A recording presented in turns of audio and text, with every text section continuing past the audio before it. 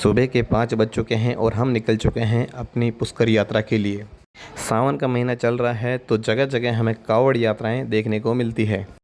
यहाँ पहुँचते ही हमने सबसे पहले पुष्कर सरोवर में भस्मी घाट पर स्नान किया और फिर यहाँ से हम श्री जगत पिता ब्रह्मा जी के मंदिर के दर्शन हेतु निकल पड़े। हेलो दोस्तों, मैं हूं आपका दोस्त एस के कला और स्वागत करता हूं आपके अपने यूट्यूब चैनल मिस्टर एस के कला ब्लॉग में।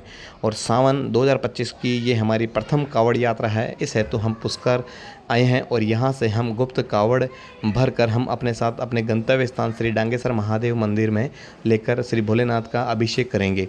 दोस्त निकल पड़े हैं श्री जगत पिता ब्रह्मा जी के दर्शन हेतु और वहाँ से उनसे हम आज्ञा लेंगे कावड़ हेतु और फिर हम अपने गंतव्य स्थान की तरफ रवाना होंगे।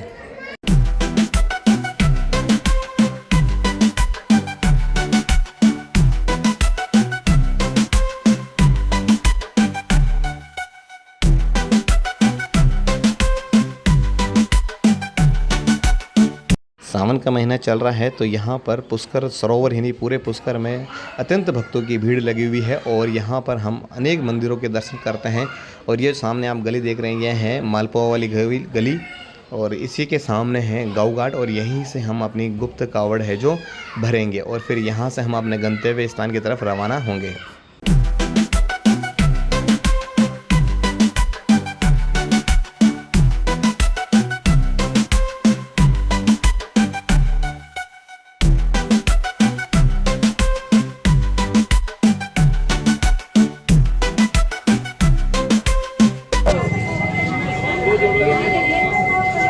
तो दोस्तों, पुष्कर के बारे में कौन नहीं जानता।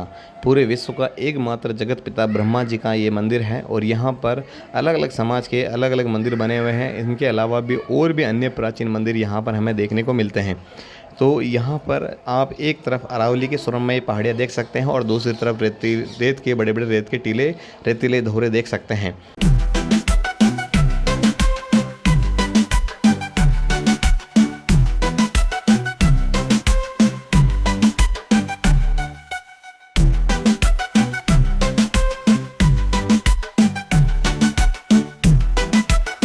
बारिश का मौसम है और सावन का मौसम चल रहा है तो चारों तरफ जो अरावली की पहाड़ियां हैं वो एकदम हरी भरी हो चुकी है। जगह जगह यहाँ पर झरने हमें देखने को मिलते हैं और यहाँ पर कावड़ियों की भीड़ भी लगी रहती है। हम जब सुबह आ रहे थे तब यहाँ पर अनेक कावड़ियों के डीजे सहित जत्थे निकल रहे थे। तो हमने यहाँ से अब पुष्कर घाटी की तरफ प्रवेश कर लिया है, जो कि ये शॉर्ट रास्ता है। एक तरफ जो रास्ता बना हुआ है वहाँ से बड़ी गाड़ियाँ वगैरह निकलती है, लेकिन ये पैदल मार्ग बना हुआ है और ये सीधा पैदल मार्ग है जो ऊपर जो पुष्कर घाटी का जो दर्रा है वहाँ पर निकलता है। यहाँ पर आते ही देखो ये सामने नागपाड़ दिखाई दे रहा है जो बहुत ही अत्यंत पवित्र स्थान माना जाता है। तो दोस्तों, सामने जो आप जगह देख रहे हैं ये रास्ते का टॉप है और यहाँ से एक तरफ अजमेर की तरफ रास्ता जाता है और दूसरी तरफ पुष्कर की तरफ। तो ये सामने जो आप देख रहे हैं ये पुष्कर घाटी का विहंगम दृश्य है जो कितना अद्भुत और सुंदर दिखाई दे रहा है। सामने जो आपको ये पहाड़ दिख रहा है ये नाग पहाड़ है और ये जो दर्रा है इस दर्रे से होते हुए हम आगे की तरफ अजमेर की तरफ रवाना होंगे।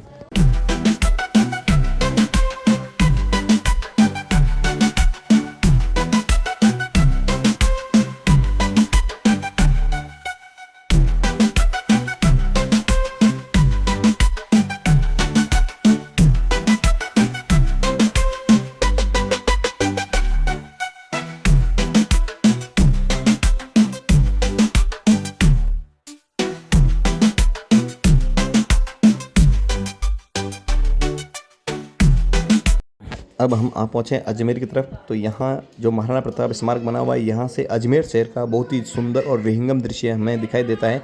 यहाँ से हम शॉर्ट रास्ते सीढ़ियों से उतरकर हम फिर आगे की तरफ जा रहे हैं।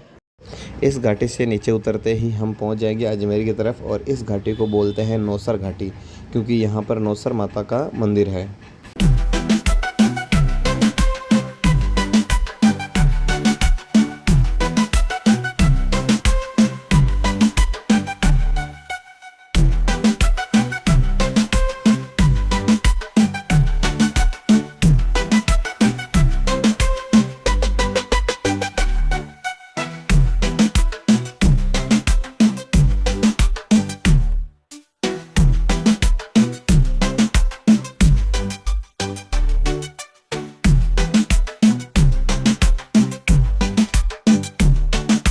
आप जो सामने नज़ारा देख रहे हैं ये है आना सागर का, और आना सागर में मुख्य नदी यही है जिसमें से पानी आता है। आजकल बारिश तेज़ है तो इसलिए आना सागर के गेट भी खुले हुए हैं।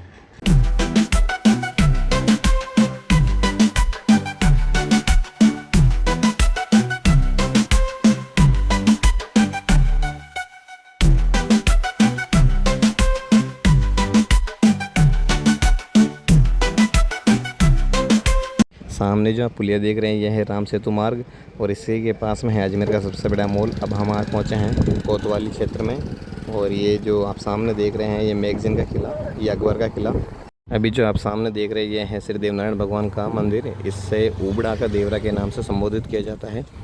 अब हम शाम हो चुकी है और शाम होते होते हम अजमेर शहर से बाहर निकल चुके हैं। सामने जो आप नदी जैसा ये नाला देख रहे हैं ये अजमेर से आना सागर से आने वाला जो पानी है इसी में से होता हुआ आगे की तरफ जाता है, और ये सरादना फाटक कह सकते हैं इसे हम। और यहाँ होते होते हमें लगभग शाम हो चुकी है, और शाम का नज़ारा यहाँ से बहुत ही सुंदर दिखाई दे रहा है।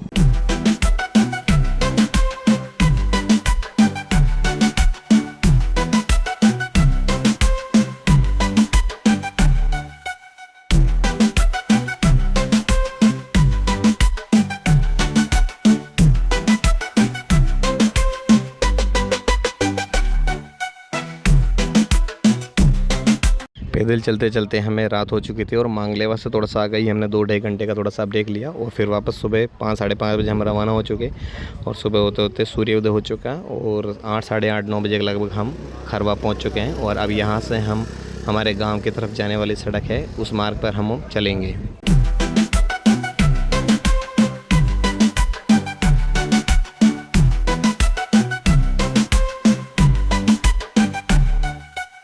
खरवा और मसूदा के बीच में जो घाट पड़ता है यहाँ पर एक माता जी का मंदिर है जो बहुत ही दर्शनीय और देखने लायक और प्राचीन मंदिर है। यहाँ पर माता जी की काफ़ी मान्यता है। यहाँ पर हम 1-1.5-2 घंटे का ब्रेक लेकर यहाँ से फिर हम वापस अपने गंतव्य की तरफ रवाना हो चुके हैं।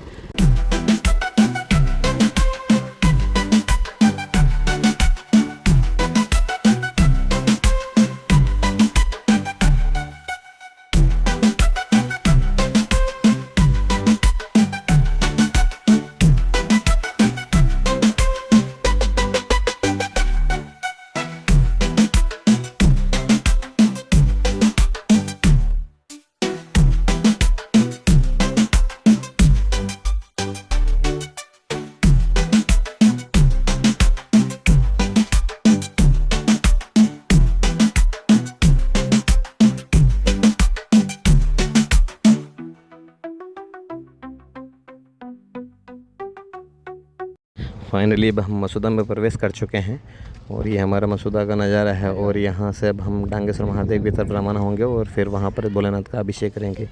महादेव की कृपा रही हम पर कि हमने अच्छे तरह से ये मार्ग कंप्लीट कर लिया, और इस तरह से हमारी ये प्रथम सावन की जो कावड़ यात्रा है वो संपूर्ण हुई।